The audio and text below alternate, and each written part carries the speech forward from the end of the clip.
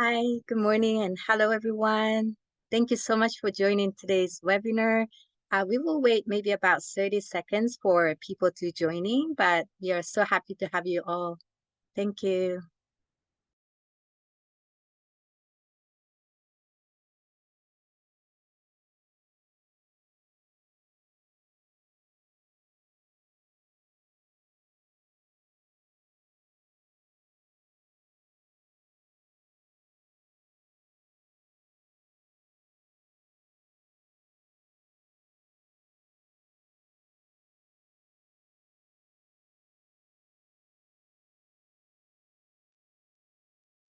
Thank you so much, everyone.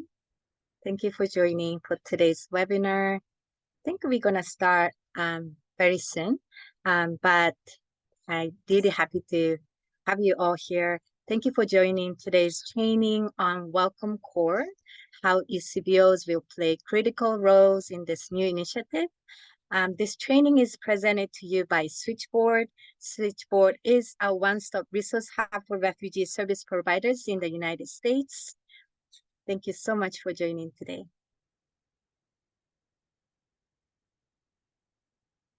Here is a quick overview of your setting in Zoom. This is a Zoom webinar, so you are joining on listen-only mode. And due to the large number of learners on today's webinar, we've disabled the chat box.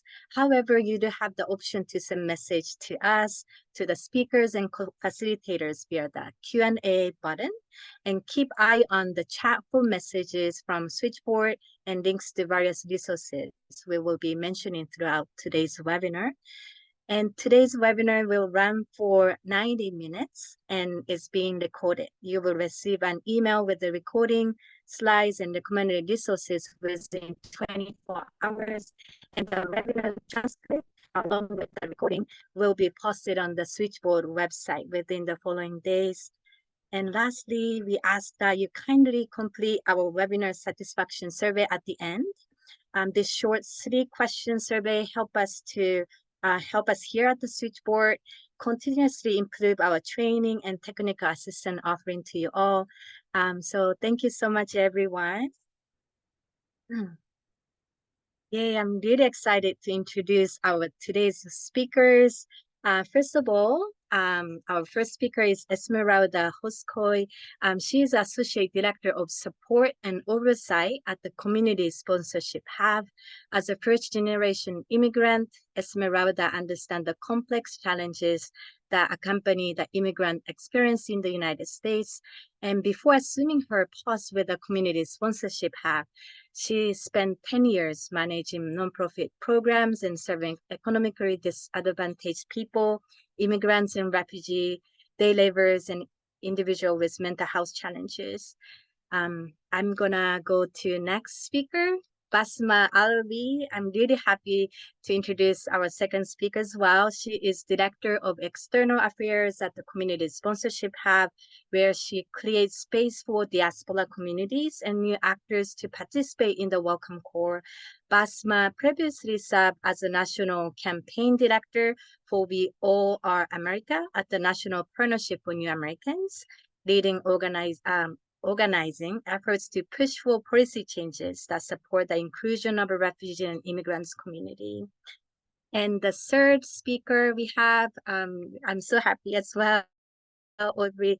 Thank you for being here. Aubrey Grant is a program manager of the practice and research at the Community Sponsorship Hub, and she began working in refugee resettlement in 2009, serving as a case manager for Church World Service in Greensboro, North Carolina. Over the past decade, she has held various refugee resettlement roles in research, policy, practice, and advocacy. And lastly, the last speaker is me, and Nao Kawashima. I'm executive director at the Karen Organization of San Diego, which is a community-based organization for refugees from Burma. I'm one of the co-founders. We started this organization in 2009 to meet the urgent needs of newcomers from Burma. I'm really happy to have amazing coworkers. I have 15 of them now. Thank you so much, everybody, for being here with us today. Okay, so I'm going to go over today's learning objective. So by the end of this session, you will be able to explain the Welcome Core sponsorship program to other interested parties. And second, answer questions from the community about the process for forming a private sponsorship group and private sponsorship organizations. And three, describe ECBO roles and responsibilities in relation to Welcome Core, including maintaining boundaries and linking Welcome Core clients to OR resources. And lastly, identify at least one way ECBOs can potentially partner with the Welcome Core initiative. So these are today's objective. And first, I want to start with Slido questions. I don't know if you have ever done this before, but since we are in the webinar more, we cannot see you, don't know who you are. So I think that this is really important. If you can use your smartphone, and then through this QR code, you can answer to this multiple choice question about which best describes your organization or yourself. Thank you. If you've never done this before, you just go to this QR code and yeah, good. Oh, thank you. Thank you, everyone. I'm doing this too, just in case. Yeah, I see a lot of people from resettlement agencies. I see maybe about 20% from ECBO staff and board members. Welcome. We have somebody from, oh yeah, we do have a lot of community members as well, federal, state, and local government. But seems like over the half of you are from the resettlement agencies. Yeah, this is great. Thank you so much, everyone. And this next one, I think you can use the same core. This is about rating question. How much do you know about the Welcome Core on a scale of 1 to 5 at this moment without listening to our speakers' presentations? How much do you know about Welcome Core? If you can answer to the Slido questions, I'd really appreciate that too.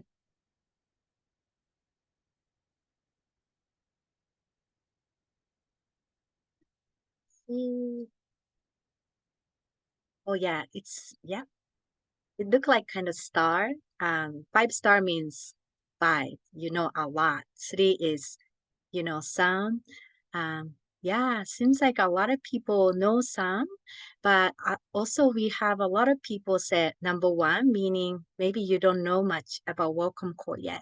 Then yeah, we are really happy to have many of you that who know or who don't know about Welcome Core at this moment, then this webinar is perfect for you.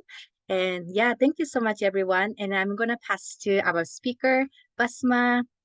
Thank you, Basma. Of course. Thank you so much now, and really happy to be in this space with everyone, and really excited to work with Aubrey and Esmeralda on today's presentation to all of you. So hopefully we'll be able to get you from the 1% knowing or 3 to all the way to 5 by the end of the call. So I think I would like to start by saying, if you are, of course, like me, English your second language, you might see the program called Welcome Corps, but actually the P and S is silent. So you'll hear us a lot saying Welcome Core instead. And I would like to dive in to really share more about what is the program about and give it to Aubrey and Esmeralda to continue this presentation. So we can go with the next slide to learn more about what is the program about, which is really, it's a new service opportunity for Americans who are inspired to welcome refugees seeking freedom and safety. Welcoming refugees through sponsorship is not only a benefit to the refugees being welcomed, but it's a benefit for our communities, as many of you know, when working in this field. It brings people together through shared act of service. And the Welcome Core is a private-public partnership that is inspired by what Americans represent to so many around the world, a beacon of hope and refuge. And we can go and learn more in the next slide about who are really behind this important work. So the as I said in the first slide, it's a public-private partnership, but the Welcome Corps is a program of the U.S. Department of State that is being managed in collaboration with the Department of Health and Human Services. The Department of State is funding a consortium or a coalition of nonprofit organizations with expertise in refugee resettlement, protection, and welcome to implement the Welcome Corps. It's led by the Community Sponsorship Hub, which is the three of us speakers today coming from that organization, and it includes amazing organizations that listed already on the slide, and many of you might be aware of them. Includes Church World Service, Refugee Welcome, which is the Refugee Welcome Collective, Integrated Refugee and Immigrant Services, IRIS, the International Refugee Assistance Project, the International Rescue Committee, and Welcome.us. And I'm sure you are familiar with many of these. Next, we will really dig deeper to learn about what is our goal. The Welcome Corps aims to really equip and empower Americans across the country to welcome refugee newcomers and help them thrive. Communities will be strengthened in the process. The Welcome Corps program will also establish a network of experienced organizations to support the group of volunteers. And we will speak later today about if you are an individual trying to get into the program, how that's gonna work, and if you are an organization, how that's gonna look like. The program goal is really to mobilize 10,000 Americans to welcome 5,000 refugees in the first year. And not all refugees are expected to arrive in the first year to the review, processing, and travel, even if the application is approved. Next slide. Thank you.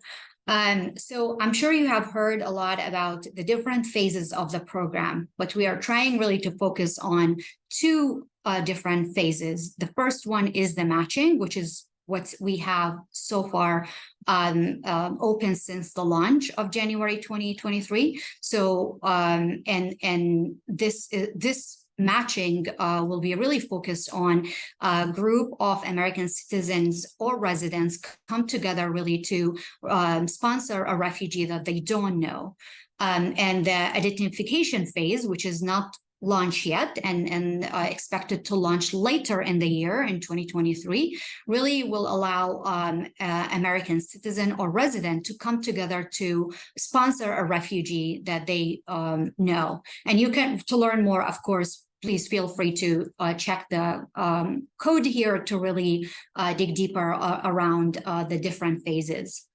The next slide will be really focusing more on the Welcome Corps on campus, which is the new launch program as of July 6th. So this expansion of the Welcome Corps allow higher education communities across the country to take a hands-on role in the welcome, support integration of refugee students, many who have not only been waiting years for a safe place to call home, but also for an opportunity to earn a higher education degree. Since during the launch of July 6, 2023, over 149 diverse institutions and organizations have signed up to support this program. And within the coming months, the application, actually the application portal is already open from my humble acknowledged, but of course, Aubrey could share more about the application and also how organizations really could engage in this work. So Aubrey, you can come in. Thank you so much. Yeah, it's really exciting to be here with you all today. And I think we'll reserve some time in the later on in the question and answer period to really get into some of these more details. For time's sake, I'm going to guide us now along to a little information about how individuals become sponsors and form private sponsor groups. So sponsors are the cornerstone of the Welcome Corps program. Sponsors come together with a group of individuals to form what we call a private sponsor group. That private sponsor group then provides core resettlement services and support to refugee families for a minimum of 90 days following their arrival to the United States. Next slide. So you're probably wondering, what is a private sponsor group? So private sponsor groups are made up of 5 or more U.S. citizens or U.S. residents living in the same community. This group of individuals will commit to providing resettlement services to the refugees they sponsor. They must go through a process of onboarding and vetting. They will go through training and will also submit other program requirements. In addition, they will fundraise to help support the resettlement effort. And one thing to note here, my colleague Esmeralda later will get into kind of the sponsorship journey for these private sponsor groups, but through kind of before they're paired and matched with anybody, they go through kind of extensive online training. And again, we'll walk through that a little bit later, but several of you have probably heard of it. It's known as the Community Sponsorship Essentials Training. So outside of that training and then their ongoing kind of requirements through the program, they do have to fundraise and commit to providing the services. So next slide. So again, the responsibilities here of the private sponsor group, it is a minimum 90-day commitment. And these groups, outside of kind of committing their time to provide those core kind of resettlement services and support, they're also going to help navigate their local communities and help newcomers, refugees, as they get connected to other resources in that community. Now, I've talked a little bit about the financial component here. Previously, I've mentioned they have to fundraise. For the Welcome Corps program currently, the amount that they need to fundraise is $2,375 per refugee sponsored. Next year, this amount will go up by $100 to be $2,475. This mimics the funding that's provided on the reception and placement side. So funding here, we understand kind of is a nationwide requirement, and it might differ by location. So private sponsor groups that live in an area with high costs of living will have to consider if there's an area a little further out from where they live that might make more sense to resettle someone in, or if they need to fundraise more to support the resettlement of those refugees. They can also collect in-kind donations, so things like temporary housing, furniture, and supplies to help them as they fundraise. The goal really here is to make sure they have the amount of funding they need, both in-kind and monetary, to support newcomers upon initial resettlement so that they have housing and the basic necessities, and to help them as they navigate kind of their new life here and access other public benefits programs and receive their first job. Through the Welcome Corps program, we do have a lot of resources that can help with the private sponsor groups as they're fundraising, but also help them identify those total funds that they need to raise to ensure that the refugees they're supporting have the resources they need. So you can go on our website and find a couple of these things. We have the financial kind of rubric or fundraising guide. We also host virtual application sessions with a Welcome Corps representative, and we offer kind of one-on-one tailored sessions to help them with their welcome plan, which Esmeralda will get at a little bit later, but also helps them identify that kind of financial component they need. So there's a lot of resources out there to help, and we can answer any questions around this later in today's call as well. Next slide.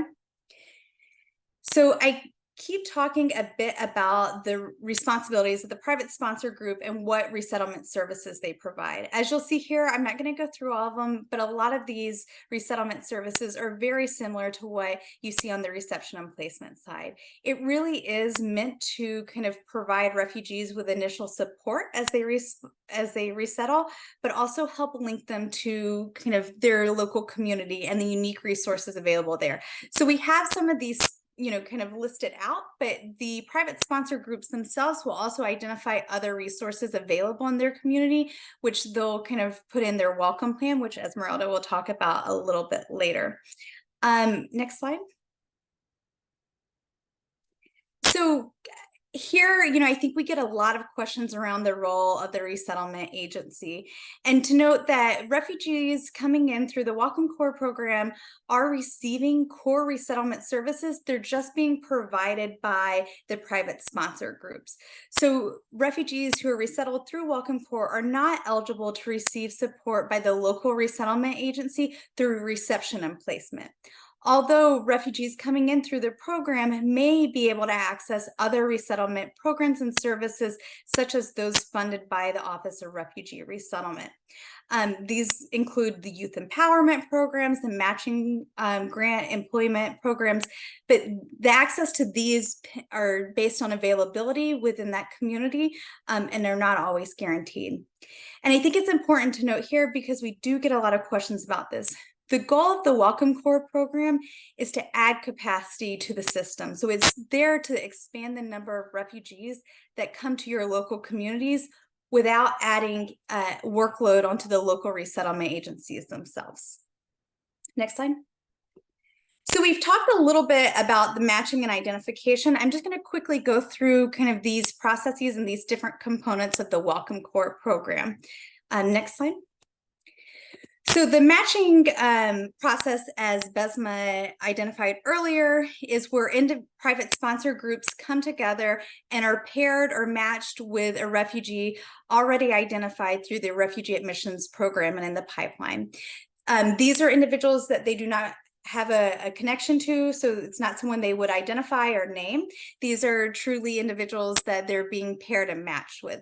So currently the matching process began by supporting kind of the resettlement of refugees coming from RSC Africa. So the top countries of origin I have listed here, and these are really refugees who are originating from sub-Saharan African countries. We continue to expand this to other refugees support centers, but as of right now, the first cases coming in are those being processed through RSC Africa. Next slide. So we get a lot of questions around the matching process. The matching process, and we can answer some of these during the Q&A session, but just generally is meant to identify and take into consideration the capacity and the resources available in the local community, what the private sponsor group themselves can provide, and then kind of the needs of the refugee family. Refugees coming in through the matching process opt into the program, and then they go through a process that identifies or it pairs them with private sponsor groups in the United States based on the needs and the capacity to welcome. Before traveling, the refugees are informed of the name of their sponsor group and the location and some key characteristics about where they'll be resettled before they travel. And again, we can get into some questions you might have around the matching process later on today. Next slide. So the identification process is the next component we will be launching later in 2023. Through this, it's where private sponsor groups can identify and name someone abroad that they would like to sponsor to be resettled in the United States. Next slide. Just a quick note here, this will launch later in 2023. And through it, refugees will be referred to the U.S. Refugee Admissions Program for consideration to be resettled in the United States. They'll be subject to the program criteria established by the U.S. government, and we'll go through a similar process of those coming in through the Refugee Admissions Program. And with that, I am going to hand it over to my colleague, Esmeralda, who's going to talk a little more about the process to becoming a private sponsor group and go over some of those key components like the welcome plan that I mentioned earlier. Hello, everyone, and thanks so much for having us today. Again, Welcome Corps empowers everyday Americans to come together to privately sponsor refugees, sponsoring together with friends, co-workers, congregation members, or simply members of your community. You've heard from Aubrey all about private sponsor groups, and I'm going to go ahead and walk you through the journey on how to become one. I'll be guiding you through this process Thank you. So, establishing your private sponsor group. The application portal for Welcome Corps is now open, and you can start this process today. Establishing your private sponsor group, the first step really to take is to go ahead and identify these members and the different roles and functions that the group might play. Each member of this group brings unique skills, capabilities, and unique aspects that they can go ahead and help contribute towards welcoming this newcomer, such as there might be individuals with within your group that can take on the area of finance and employment, housing and necessities, benefits and healthcare. We do believe that throughout a community, there's different roles that every member can play. Next slide, please. Sponsorship requirements. So to go ahead and become a sponsor, you have to go ahead and establish that group of 5 that Aubrey and I are both mentioning. Individuals must be U.S. citizens or permanent residents and must all live in the community in which the refugee is to be resettled. Another step is really making sure that individuals and all members of your group go ahead and complete a background check. This is a safety measure to ensure that the newcomer is arriving in your community with you and trusted individuals. We'll go ahead and provide the different links here, but there is a user guide to go ahead and guide you through these process as we go ahead and move in this step-by-step process of becoming a private sponsor group. The other item that we do a lot of, and we do inform and encourage everyone to take this training that is a private sponsor group, is the Welcome Core Essential Training. This training really walks individuals through the process of what is a refugee, what to expect, different training modules, and upon completion of each module and the entire essential training, individuals do receive a certificate to inform them that they have now completed this training, which is required in order to complete the private sponsor group application. And we'll share that link again. Next slide, please. So we've talked a little bit about the different steps. This is just a brief outline of the steps needed to be taken in order to become a private sponsor group. They don't have to be in any particular order, but they must all be completed. And at the end, obviously submitting the application online and uploading those certificates with the essentials training and information on there. So things to do: establish your group, complete those background checks, complete the training, go ahead and complete your welcome plan of how you hope to go ahead and bring that newcomer with the services around your community. Obviously beginning that fundraising piece and ultimately submitting the application. Next slide, please. Wonderful. So your application, which includes the welcome plan, the background checks, the training, and fundraising report, will all be submitted through the website with the members of your team. Upon reviewing, your group will either be approved or connected to an experienced organization who can provide you with additional support on how to best resubmit that application. You might be asked throughout the process to go ahead and provide additional information or to connect with a Welcome Core representative to be provided with additional support. So a lot is happening here once you press that submission button. Thank you so much. Next one. So you've heard all about private sponsor groups and the journey about how to become one. Throughout this great journey, groups are supported, and I'm going to share a little bit about what those supports are. Next slide. So groups are supported by providing them with application support. If a person submits the application and it still needs some final touches, you'll be connected to a representative who will go ahead and walk you through what issues need more detail in order to resubmit that application.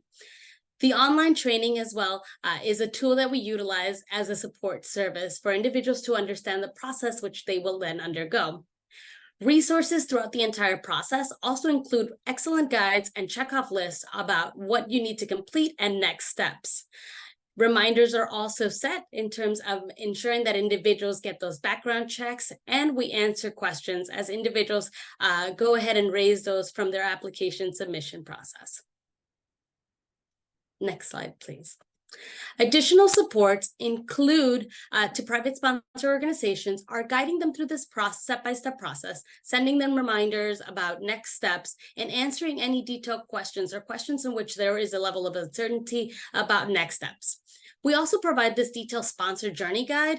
It provides links, QR codes, videos for individuals to understand the week-by-week process available as a resource for individuals to understand how to welcome that newcomer. In it are also links for state resources, links and information available throughout the community, and also with our partners. There's a lot of different resources and online trainings available to make sure that any issue that comes up, individuals understand how to address it and who to reach out to. Next slide, please. So we've now taught you all about private sponsor groups, and there's another really interesting role. It's the role of the private sponsor organization known as a PSO. Now, private sponsor organizations are local, they're regional, they're national organizations, some of which you might recognize. And these organizations recruit, support, and oversee private sponsor groups as they prepare to receive them and guide them through the refugee newcomers arriving through our Welcome Corps program. The participation of these organizations is quite diverse, and they are engaged with making sure that refugees are welcome and that they have all of the resources available to them in the communities in which they are landing. Private sponsor organizations help and coach private sponsor groups in carrying out core services, including making connections in the local community, making sure that they are tied to services and programs around there. We'll go ahead and place a link on the chat so that you can see what those resources are. Next slide, please. So what is the role of a PSO? A PSO organization leverages the experience that they already have in either their community or in a national capacity, and they're really an asset to support the private sponsor group. With the role of a PSO, they go ahead and connect with private sponsor groups. They help them with the application process. They provide that mentorship, which is key, beyond post-arrival, and assist the private sponsor groups with the 30 and 90-day reports. They also intervene when issues come about and alert CSH of any of these issues. They also constantly communicate with the private sponsor group to ensure that all questions are answered and that the process of welcoming the newcomer is at ease. Next slide, please. So what are the requirements for the private sponsor groups? Private sponsor organizations, rather. You do have to be a 501c3 or have a 501c4 status. We do ask that individuals have good financial health and that they have really the capacity to take on and be an effective PSO with staff to oversee and support private sponsor groups. We also ensure that they support the private sponsor groups which are maybe affiliated or unaffiliated. There is also extensive training that must be maintained by the private sponsor organization. They also sign a memorandum of understanding and complete the PSO onboarding series, which is available throughout the process for private sponsor organizations. Next slide, please. So the PSO application process, there is no due date. So we suggest that individuals interested or organization interested in becoming private sponsor organizations submit the application as soon as you're able to. We do take them on a roll-in basis. In order to go ahead and apply to become a private sponsor organizations, we urge organizations to go ahead and sign up for the private sponsor organization orientation and application review session. Applications, once again, taken on a roll-in basis, and organizations that go ahead and are approved are invited to sign the MOU. Training does continue throughout the entire process, and individuals are trained virtually to go ahead and be informed of all things related to the process of being a private sponsor organization. If you have any questions, you can certainly email us to that email link there, and we'll be happy to go ahead and respond to the questions which you may have. And now I'll go ahead and turn it over to my colleague, Basma, to finish up the next slides. Thank you, Basma. Thank you, Esmeralda and Aubrey. And I think you have heard, if you are an individual, you want to engage in this work, you can create your own sponsorship group. And if you are an organization, there are ways really to engage. And we are happy now to share some other ways and opportunities for you to engage in the work. And also, I want to calm you down. There's so much information already have been shared with you. And really, we are not expecting that you're going to know everything now. So there will be a lot of resources we're going to share in the end of this presentation as well for you to read. So going to the next slide, talking about ways for you as community organization and ways you can really join this work. So you as community organizations or group can create your private sponsorship group for matching or identification. As we said, the matching is active now. You can put the application as of today, and it's been launched since January, and the identification, it will be later in the year. We are also would like you to encourage members of your community to learn about the program through, and we have the website listed here. Ensure really community members are getting quality information about the program. And we are really thankful for now and switchboard team really to allow this space to get our team with you to make sure you are getting the right information that you need to have. Also, if you would like to host or conduct an information session like the one you have seen today, contact us. We will be happy to set something with you for your own community to make sure the word gets out faster. Or you could do your own information session with some help from our team. Also, we encourage you to support community members to complete their applications. There might be, as an organization, you know really how to respond to the community needs and support them with the specific requirements in the application. Help connect community members with others who can help them to form the PSG, the private sponsorship group. So if your community organization have been approached by a sponsor or potential sponsor and they are struggling to create their group of 5, you could help by connecting community members with that person who are interested to create that or form the group. And you can also become a private sponsorship organization if you are having follow the requirements that have been shared through Esmeralda today. Next slide. And again, as we said, connect with us, tell others about this exciting program, and let us know how we can really help you and equip you to get the word out. Next is actually this. I love this slide. It's always in my top of my inbox to make sure that I share it with the community. But here are some of the important links that you can have on hands for your community. So the Welcome Core website, the ongoing questions that we receive and the answers to it, the alerts in multiple language, really something that we have received from communities. There have been questions and frauds information about this program. So we have created actually multiple languages answering these needs, and we are happy to send it to you. I think now already have it. Also, if you hear of any fraud about the program, we encourage you to really email us at fraud@welcomecore.org to make sure that we take the necessary step to really prevent any future fraud from happening. This is specifically information for refugees who are waiting to be sponsored, that specific link for them. And also the following link is specifically for private sponsorship group or potential sponsors who are interested to put an application and start the process of becoming a welcoming group. Also, the next link is resources for sponsors and more information that they can benefit from. The next link is information for organizations who are interested to becoming involved as private sponsorship organization or other ways to get the word out. And also the last link is really toolkit on making sure that you know how to communicate about the Welcome Core program within the community. And that's it.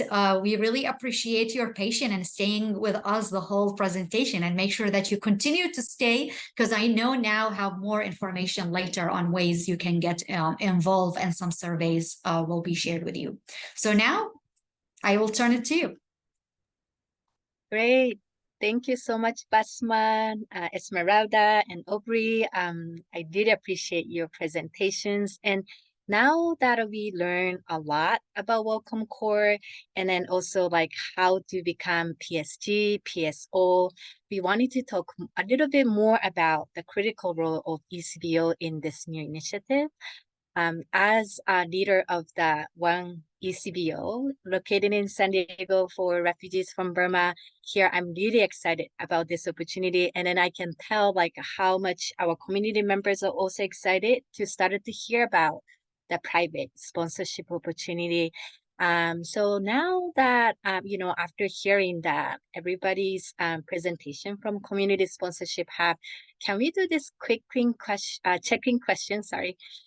What aspects of the Welcome Core initiative excite you the most in terms of its potential impact on refugees and your community and your organization's involvement, that core should be the same one.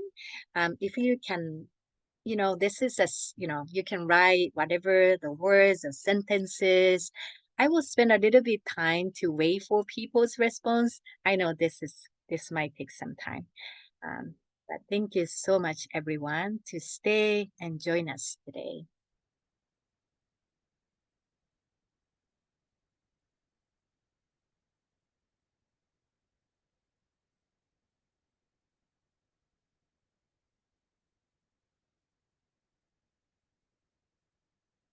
Hey, somebody's saying that expanding capacity for resettlement, yeah, more personal support. I can see that more refugee can be welcomed. Oh wow, thank you everyone. Space to welcome. Oh, I cannot read well. Increasing capacity to bring newcomers to the U.S., welcoming new arrivals, great number of places for resettlement, greater number people are able to come, very excited about it. The second stage, I think this mean about identifying process. I think the matching and next stage is about identification and having actual citizen and a community involved instead of organization, getting communities involved more intimately in the settlement. These are all great previously the sort of refugee have a clear way to help. Thank you so much, everyone. And now I want to talk a little bit more about ECBO and start with what is an ECBO. If you are ECBO leaders and members, welcome. And I'm really happy to have you here. But if you are not, and if you have never been worked with ECBO, you might question what is ECBO? I didn't put it. ECBO means Ethnic Community Based Organization. It is a nonprofit organization that was founded and is led by a current or former refugee or group of current and former refugee and immigrants, primarily for the advancement of refugees. And in most cases, their governing board are also from the people from the refugee communities that they serve. We have a very, unique role, unique strengths, and then also the unique challenges. And then I think it's very, very important to kind of go over our strengths and challenge in terms of this new Welcome Corps and how we can support this new initiative from the ECBO side. And then if you are not from the ECBO, I believe this is going to help you to really understand how we can work together better and to for the successful private sponsorship for this new opportunity for our community members. And first of all, I wanted to go over the strengths and the unique role of ECBOs. First of all, obviously trusted member of the community. So our ECBO leaders or board members or staff members, they are not just the staff members or board members, they are refugees themselves, former refugees themselves, or other or are eligible populations, or they are neighbors of the community member ECBO serve, their families and friends and relatives. So that's a big unique and strengths of the ECBOs. And then share the lived experience. I think this is a very important part that oftentimes that lived experience of the ECBO leaders are not valued. But this is something that we should keep talking, how important to have somebody on staff to have lived experience and truly understand the needs of the community, and similar cultural linguistic backgrounds and experienced leaders from within refugee communities. So like shared lived experience, what I mean was not only they've been through the refugee resettlement, but also they share that experience through the civil war or conflicts, and then all the process, so they can relate to the people who they serve. That's a very huge strength of the ECBOs, and deep knowledge of community needs and assets. But also we do have very unique challenges because of the way we operate, and then how how many community members actually on board or staff. So first of all, limited financial resources and staff capacity, and limited funder understanding of who ECBOs are and what they do. I think this is very true as a leader of one of the ECBO that we started 2009, and then it took a long time for us to even figure out the first funding. And then so for the new ECBOs leaders and then staff members, this is definitely true. And now that we have more new population coming to the United States, I've been seeing a lot of new ECBOs emerging, which is amazing. But they definitely need additional financial resources. And then for the new ECBO, it's definitely hard to break into the founding world, and then also to build a good financial house of the organization, which might be needed to be a PSO that our community sponsorship hub was talking about. The second one is taking on tasks uncompensated because of strong passion and connection with the newcomer community. If you're ECBO staff, you might be able to, resonate to this. But because of the passion and empathy, and then also that our ECBO staff and members are the community members as well, that sometimes, even if there's no fundings available, we just try to do something to help our community member in front of you and to keep our door open, even if our financial situation is very, very difficult. So this challenge is also important to think when we're gonna talk about Welcome Core initiative. And then the last one, we mentioned setting work boundary for ECBO staff members who are also a part of the community they serve. This is very obvious that you are staff members, but also the neighbors and friends, church member, or other, relatives. And then it's very hard for you to say, no, this is not my work time, or no, this is not my responsibility. It might be hard, but I think when we talk about the welcome core, it's very, very important to set the work boundaries. And then these are some of the challenges. We definitely have maybe more, but we just touch upon this three now. We talk about some challenges, but I just wanted to share like other leaders' perspectives about this welcome core. Just now we did the Slido, and then maybe it's a little similar to what you saw on the Slido page. But first, somebody said excited about the identification process because of the chance to support target communities and uniting families.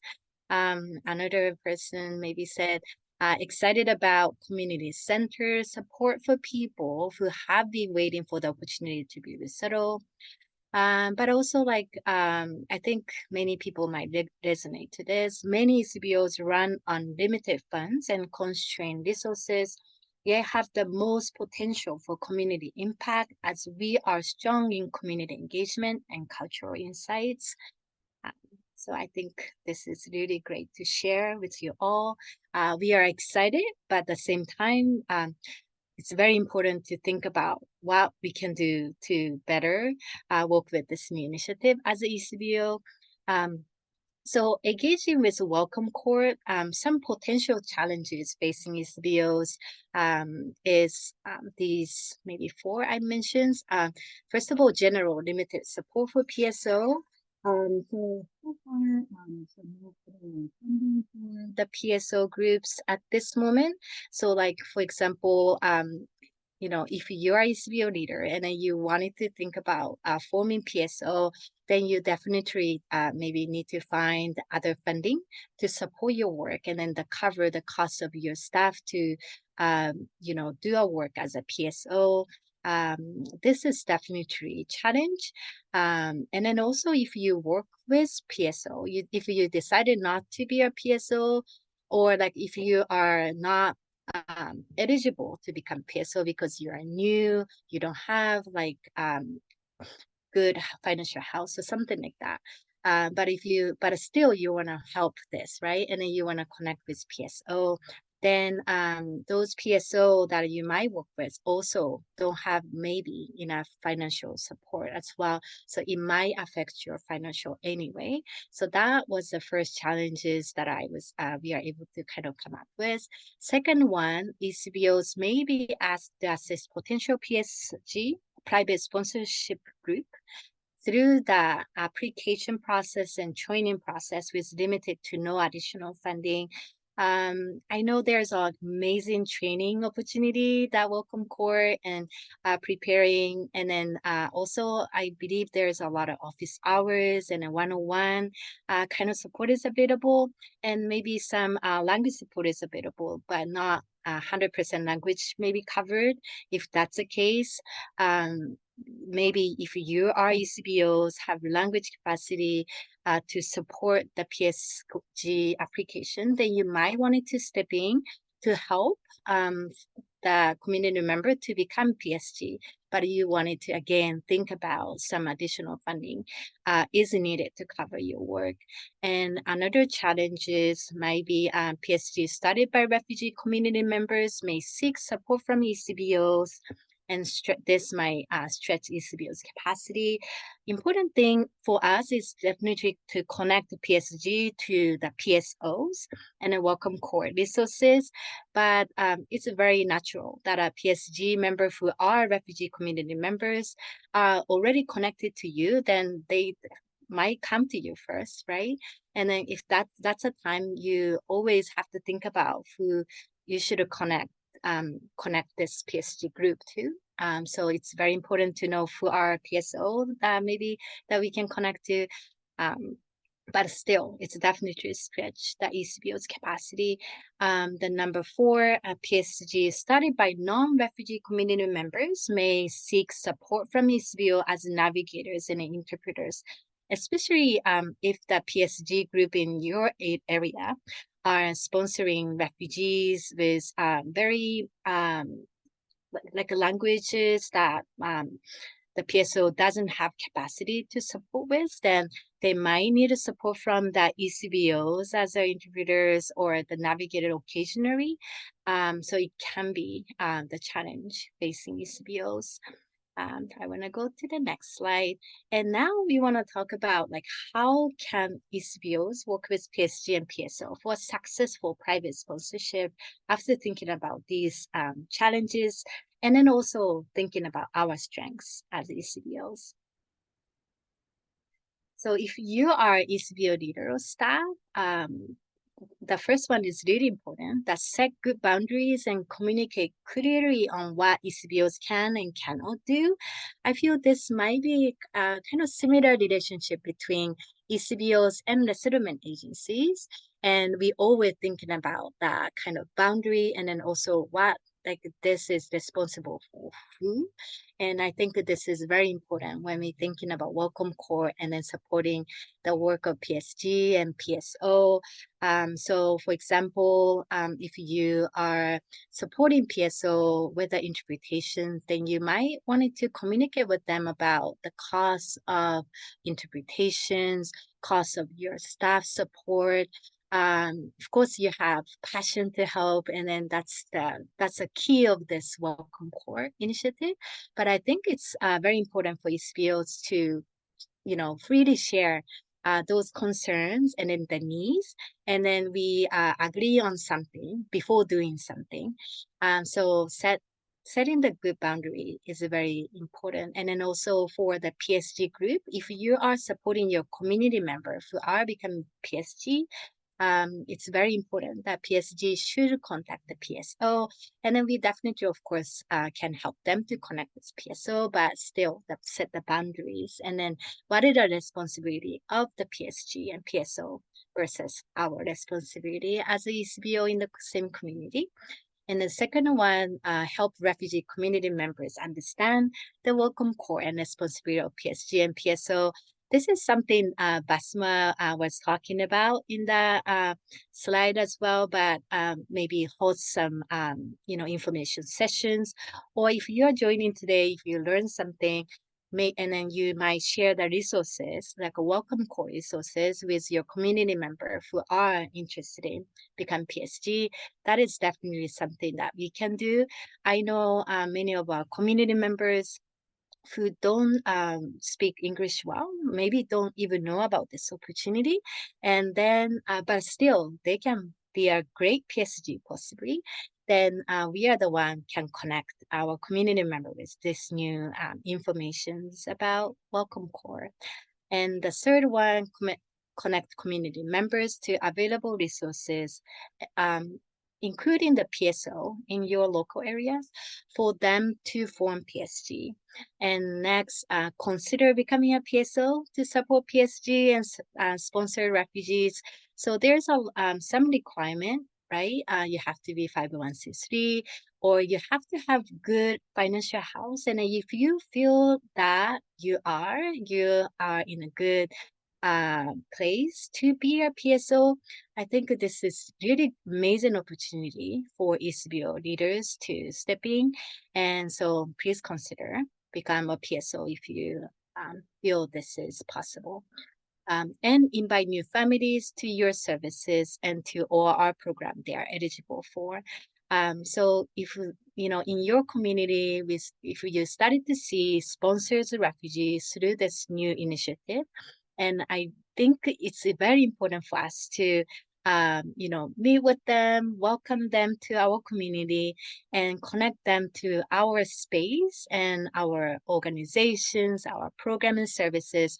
And if you are or are providing OR program and services, definitely important to connect with them. And then also, if you are not offering the OR services, then connect those new families to the local OR program and services.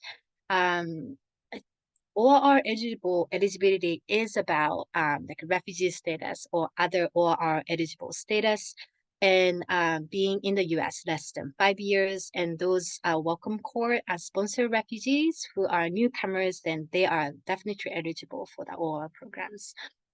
So next slide. Thank you everyone to stay with us. And oh, by the way, we have a Q&A button. So if you have any question, this is really good opportunity to put your questions no matter what. And we have amazing speakers to answer to your questions today, right away. So yeah, please take this opportunity. So another thing that as a ECBO, to support the PSG, I think we can connect them with other ECBOs who can connect you to a PSO, or yourself can connect to a PSO, connect you with the Welcome Core programs and learn about the process of becoming a PSG and fulfill the PSG responsibility, including engaging appropriately with PSO. So for example, your community member become PSG. That's amazing. But maybe some of your community members not fully understand about responsibility, then maybe you're able to help them to truly understand the responsibility and also connect to the PSO and understand ECBO capacity and limitations.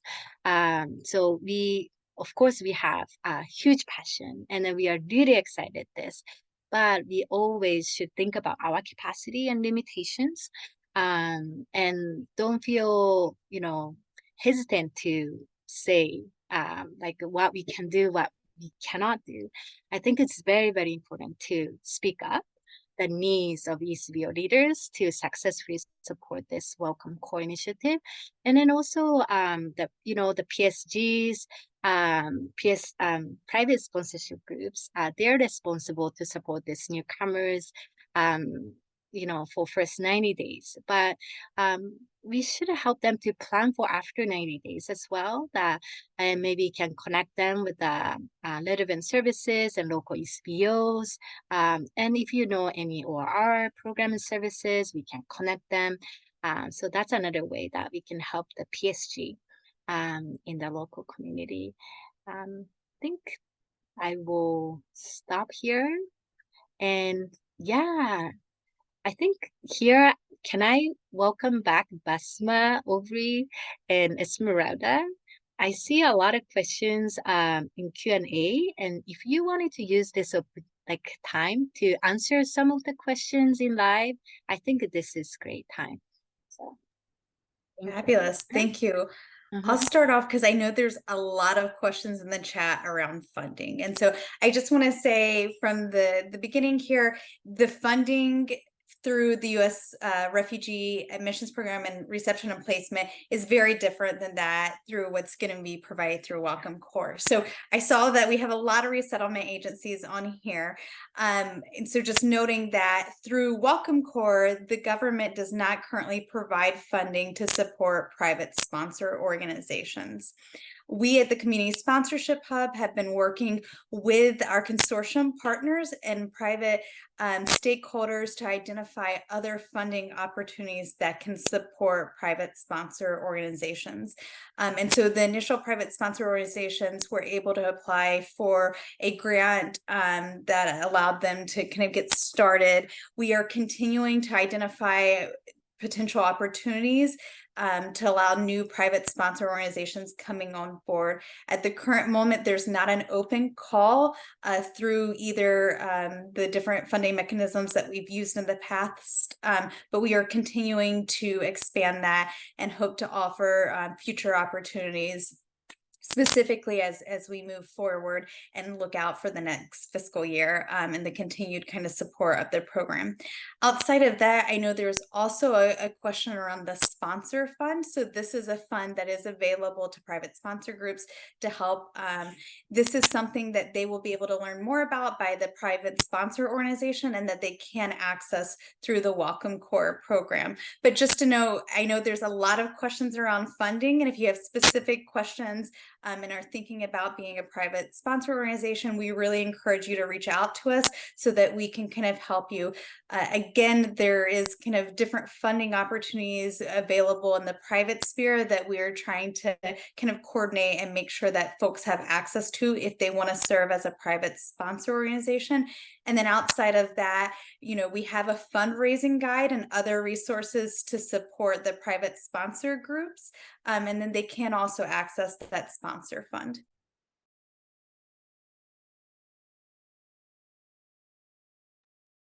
Thank you so much, Aubrey. And I think I will answer a couple of the questions too, which is one, it talks about the language support for the refugee, the newcomer. And I will, and I really appreciate Laura's, is it Laura or Lauren? I'm sorry.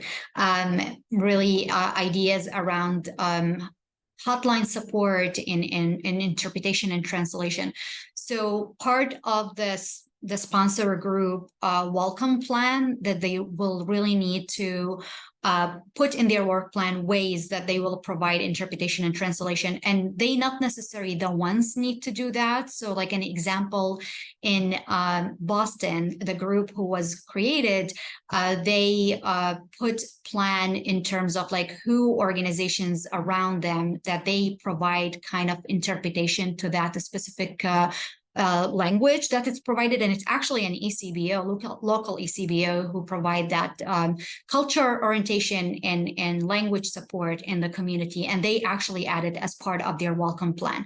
And I checked on the group last couple of weeks, and they have been really working closely with that organization to provide these interpretation support. So not necessarily that the group of 5 Americans or green card holders will end up needing to do the interpretation, but rather connect with local resources who might be able to do that. So I just want to clarify that in the question here, and also thankful for the ideas around interpretation and translation. And we also, I will say, working closely with a couple of organizations and companies who have been providing support on translating materials, actually, for diaspora communities who have been requesting that as well.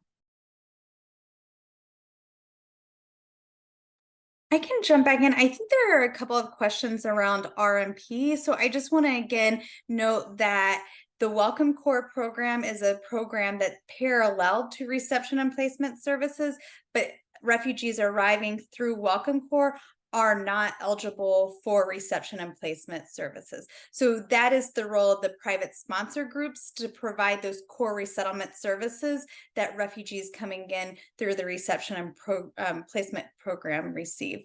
Outside of that, just to note, like, there are additional resettlement services that you all probably offer some of these, provided by the Office of Refugee Resettlement, such as the matching grant program, youth empowerment, and other kind of similar programs that refugees coming in through both Welcome Corps and reception and placement. So all refugees coming in through a refugee admissions program are eligible for. However, availability of those is dependent on or enrollment in those is dependent on availability. So just again to note that refugees coming in through the Welcome Corps program are not eligible for case management and other benefits available through reception and placement. Yeah, and follow up on one of the other question is what will happen if refugees, if there is break up with sponsors. So I think the beauty of this program is not one sponsor, is not 2, 3, we have 5. We have a full community. And I will say another group in Boston that was, I was speaking with their group leader, she actually mobilized group of 30. So even if we say 5, but 5 is the minimum. So she actually mobilized a group of 30 people who gathered now to really welcome the family that they are working with now. And really that's what the community efforts comes in. So if a breakup happen, which is, we are human beings and things happen even within own family, the group of 5 or the community coming together will prevent that from happening and prevent really a refugee to end up being by themselves. And that's, I think, and the other question about what if the PSO backed up, we have really an intensive requirements for organization to become private sponsorship organization. Esmeralda really working hard to make sure that the organization not just checking boxes around the actual requirement, but they are really have the capacity and the resources and the reputation to really support and step back and support the private sponsorship group in that work. And our goal really to expand and have more private sponsorship organization who could be really part of that work. And it seems like many of you here in this call have been showing interest in that as well. I think there are a couple of questions around local connections. So I think we've got some questions about additional services that might be available. You know, in Colorado, it looks like there are additional kind of funding potentially available outside of RMP. So just to say here, the role of the private sponsor organizations are very important in helping navigate and helping kind of identify state-specific resources available. So each private sponsor group is connected and will be kind of managed, overseen, and monitored by a private sponsor organization. And we, on our website, you know, have a list of some of these. We have an announcement that came out. These are organizations that have a background, and several of you could also become a private sponsor organization. So have a background in supporting newcomers, and so really have a rich kind of understanding of the different programs and services available to refugees. So a couple of kind of answers to the questions in the chat is that the private sponsor groups will be helping support and identify available resources in the state. We also have, through the Refugee Welcome Collective, who's one of our consortium partners, they're building out state-by-state guides, which will help private sponsor groups as they prepare their welcome plan, identify unique resources that might be available in their state. After that, they can also work with their private sponsor organization to identify other avenues of support and who they need to connect with. So at the end of the day, really the role of the private sponsor group is to help facilitate these connections, and then they'll receive support both by the Welcome Corps consortium partners, but also the private sponsor organizations. And we know each state's a little different, and you know, we know several of you know this very well in the work that you're doing there. So we want to make sure there's flexibility in the system where the private sponsor groups can identify identify the resources available, and can also get that support in identifying it both by the consortium partners and then by the private sponsor organization. And then outside of that, it's up to them to make those connections and introductions to the different enrollment, kind of around enrollment requirements with the organizations providing them. I just jump onto some of the questions because I thought it's a very, very good questions. So it's like a welcome core facilitating connection between PSO and ECBOs, or for example, like or our program and services.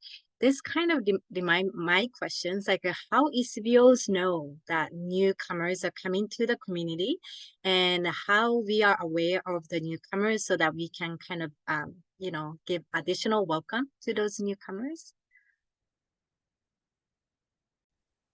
Esmeralda, would you like to share about how we inform local groups Sure. about, yeah. Yes, so individuals or private sponsor groups who are formed in each individual state, once they have been formed, the state refugee coordinator is informed of the private sponsor group in their state. There's a connection made initially there upon certification. So that's the first initial group. As the program unfolds, there will also be different mappings and areas where individuals can see where groups are located. So excited and to share more as it comes about. Great, thank you so much.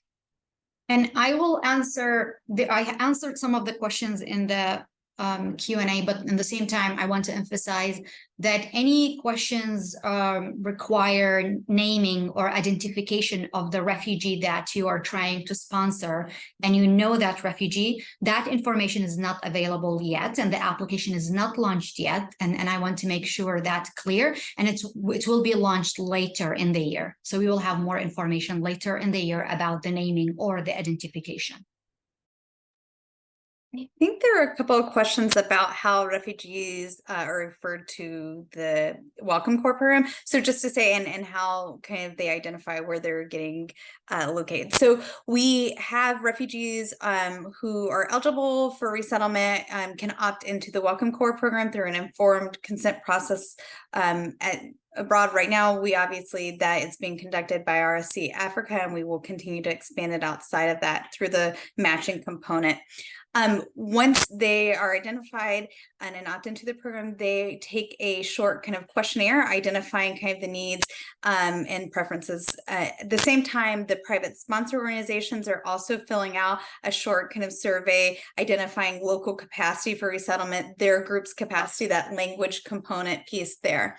That information is then kind of the surveys, one of our consortium partners or two of our consortium partners take into account all this information and identify kind of a set of potential pairings, and then identify the best match. At that point, information is provided to the private sponsor group to assure the case. Once it has been assured, that information on the location, the private sponsor group, are then provided to the refugee abroad. So it's a kind of an ongoing dynamic process that really is meant to identify the capacity available on the local community and private sponsor group side, and the needs of the refugee in resettlement. I also see a question here about PSGs and in terms of where are they living and in what communities and the geographical limit. Once a private sponsor group submits an application and indicates where they are located, our vetting team goes ahead and reviews that location and that radius to ensure that they have access and immediate opportunity to assist the newcomer in walking them through the available resources. So this one's a little broad only because we understand that a person might be living in a certain state and the radius might touch various states. So the language is a little broad here to go ahead and allow the flexibility for groups to form.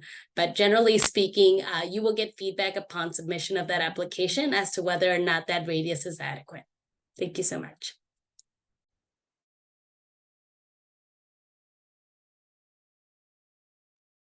Great.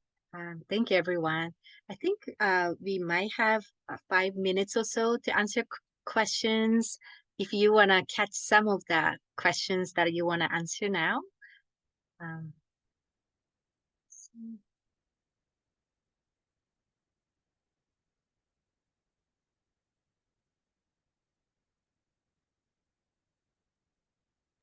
think there is a question about local funding, and I don't know now, maybe like your team could support with that more, because they are talking about how ECBOs or organization could access local funding to support this kind of work.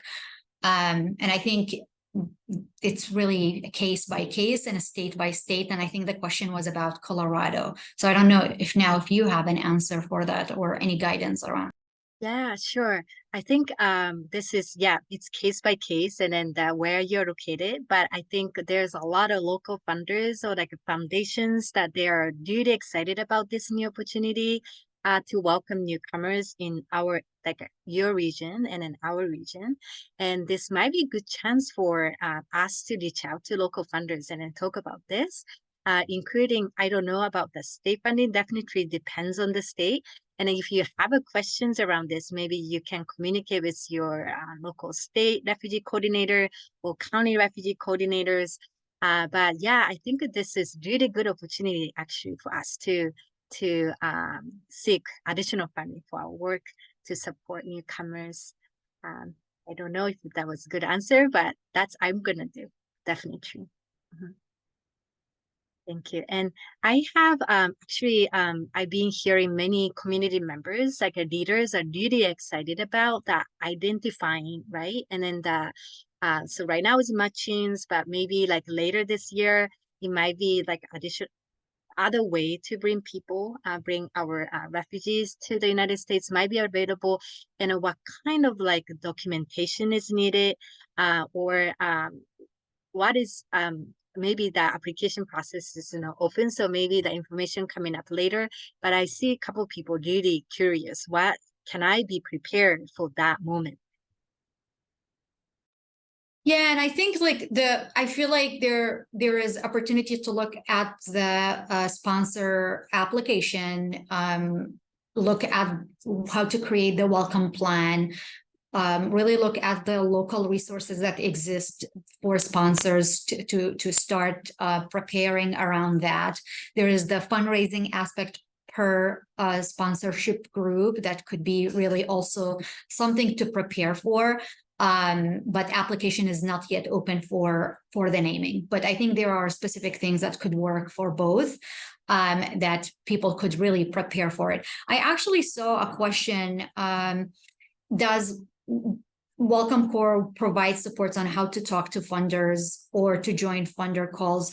Actually, I have been talking with many local community foundations who have been showing interest in the program and have been interested to really for us to connect them with local community organizations who are interested to become private sponsorship organization who also meet the requirements. It's a really case by case, but usually if an organization have already shown interest and applied to become private sponsorship organization, and we know a local funder who have shown interest in funding local groups, that's where we step in and make the connection. And really it's again case by case and depending on who we are talking with in local spaces and local groups. That's great to know. Thank you, Basma. Anything else you wanted to touch on? Just say, I think there's a lot of great Thanks. questions, and I really encourage everyone to go to the Welcome Corps website. We do have a frequently asked questions section on there. You can also find out about how to either be a private sponsor group, a private sponsor organization, or help in other ways. So there's a lot of ways that community organizations like yours can get engaged. Outside of that, we have a host of resources, and we continue to develop them, such as the Welcome Plan fundraising guide. We have a toolkit to help individuals who want to form a private sponsor group and how they can do that and how they can message it and try to get others to join with them. So I think there's some wonderful kind of resources on our website. If you go to Welcome Corps, and I'll put it in the chat, but then if you just look under the sponsor section and resources, there's a lot there that can help everybody. And then also for organizations, there's a section on the website for organizations as well. And as always, we're all here to answer any questions you have. So really appreciate the questions you put in the chat, but you should always also feel welcome to reaching out to us more generally as well. Great. Thank you so much. Then maybe we're going to continue that slides a little bit more left. Almost done. Thank you so much, everyone, for staying with us. Thank you so much now. Yeah, no, thank you. And we wanted to do final slide. I promise this is the last one. And I wanted to finish with today's takeaway. Like, what do you feel about this opportunity? What is your next step, maybe in your community or at your organizations? Yeah, if you have any key takeaway you want to share a next step with this new initiative, yeah, this is really great to get everybody's inputs, and we finish with this takeaways. Thank you, everyone.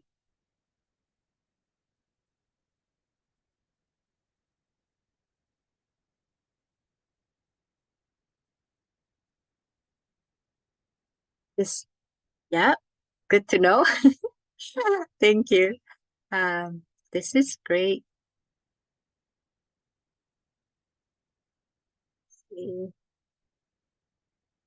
I hope that everybody, you know, that at the beginning we did the rating, right? Number 1 to 5. How much do you know about Welcome Core? I really hope today's sessions help you to truly understand about this program. And then, oh yeah, check out your resource. Love this program as a former refugees. Oh yeah, former refugees support new refugee. I think that's a really good way to say it too. I want to share what I've learned, great initiative, learn more about this. Yeah, thank you. That's so great. And then we're going to share that website, more, you know, online resources through the email. So you definitely can go to that, better understands. Oh, thank you, everyone. I'm really happy that you're here today. And then it seems like a lot of people maybe before was number 1, but at least 3 or 4 or 5. And this is a new initiative. And then the important thing is we continue to learn and we continue, you know, connect. And because a lot of new information keep coming, I'm really excited to learn about next phase as well, and also get prepared. And if you are, you know, working with the community directly, and please continue sharing about this. And then if they have a questions, please connect them with correct answers, right resources. As you know, today's presentation share some potential fraud, or like if you see any fraud or something not right, please, you know, communicate directly to the Welcome Core and Community Sponsorship Hub. That's the way to support our community to make sure everybody is safe. And then very excited about this new initiative. Yeah, thank you so much. Has clear steps to follow. Appreciate everyone who participate in this Slido questions. Yeah. Now, may I Oh, jump in ahead. right quick? I think there's one on here. I just want to reiterate because to make sure there's no confusion, but refugees being resettled through Welcome Corps are eligible for OR program supports. So just to note, they are not eligible for reception and placement, but they are eligible for Office of Refugee Resettlement program supports. And that's a part of what the private sponsor organizations will help private sponsor groups navigate within their local communities. So just wanted to clarify that. That's a good point. I didn't see that. I was just excited reading everybody's comment, and then this, it is eligible, and all our programs eligible as long as these newcomers are here less than 5 years in the United States. So the Welcome Corps sponsored refugees are definitely eligible for the OR service. But if something is not clear today, then please go to the website of Welcome Corps. And then also, you know, please give us your 30 seconds at this moment or right after today's sessions. Scan this code and code and click the link in the chat. It's very easy step. Only 3 questions, but really help us to improve ourselves and to prepare for the next training and opportunity for you. So I really appreciate your 30 more seconds with us. Thank you. Yes, the link is also in the chat. Yeah, I know I asked you to do a lot of QR code thing, but yeah, I'm really happy to do this new way. Yeah, thank you everyone. And today's we are finishing today's webinar on the Welcome Core, and I'm really happy to be here with you all and with amazing speakers. Thank you so much, Basma, Aubrey, and Esmeralda. You're amazing, and I'm so happy to have you today. And but we wanted to share a little bit more about Switchboard. Switchboard is a great place for you to get the resources, technical assistance. So please stay connected with the Switchboard. Email us at the switchboard@rescue.org. Visit us at this website and follow us on the social media. There's amazing newsletters. If you sign up, you keep getting information about coming training, webinars, e-learning opportunity, or if you are you need a technical assistant, this is a great place to get it. Get the support for you and for your community that you serve. So we are really happy to share this opportunity. And on behalf of all of us at the Switchboard, thank you so much today for learning with us. And we hope to see you again soon. Thank you everyone for joining today.